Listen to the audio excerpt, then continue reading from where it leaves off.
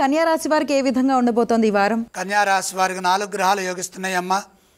ఏకాదశంలో చంద్రకుజులు, అష్టమంలో శుక్రుడు, 6లో రాహువు. మనోబలంతో కార్యక్రమాలను మొదలుపెట్టండి. మీ ఏకాగ్రతకు తగ్గట్టుగా ఫలితాలుంటాయి. వృత్తి ఉద్యోగ వ్యాపారాల్లో నైపుణ్యాన్ని ప్రదర్శించడం ద్వారా లక్ష్యాలను త్వరగా చేరుకుంటారు. మీ ధర్మం మిమ్మల్ని సదా ముందుకు నడిపిస్తుంది. ఉత్సాహంగా నిర్ణయాలు తీసుకోవడం వల్ల మేలు చేకూరుతుంది. ఒకసారి పని మొదలుపెట్టిన తర్వాత ఎటువంటి మార్పులు చేయొద్దు. మిత్రుల సహాయ సహకారాలు అవసరమవుతాయి. కొంతకాలంగా ఎదురు చూస్తున్న ఒక పని ఇప్పుడు పూర్తవుతుంది. కృషికి తగిన ప్రతిఫలం వెంటనే లభిస్తుంది.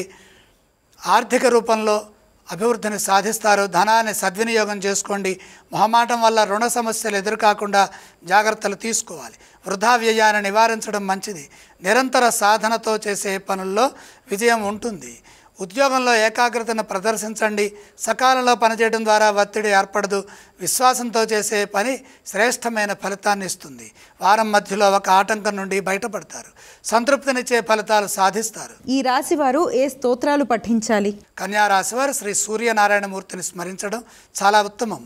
ఈ రాశి వారు ఏ ఆలయాలను సందర్శించాలి? సూర్యుణ్ణి దర్శించడం మంచిది. ఏవేవి దానం చేయాలి? 9లో బుధుడున్నాడు. విష్ణుమూర్తి అనుగ్రహం కోసమై బుధప్రీతిగా పెసలు దానం చేయండి.